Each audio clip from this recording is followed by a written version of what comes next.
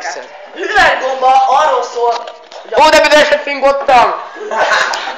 a gombának a poroszbétáit, vagy azokat a terméseit, vagy a pöcsön, spóráit, a spermáit, beleültetik a nőnek a pinájába. Jó tudni.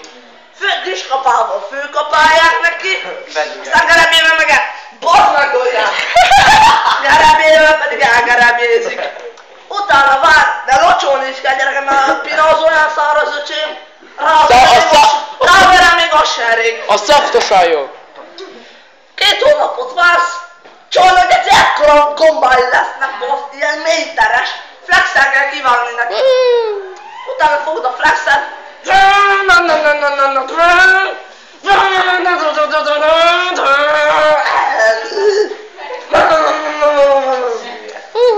Kimaradtam egy pinát, gyerekek.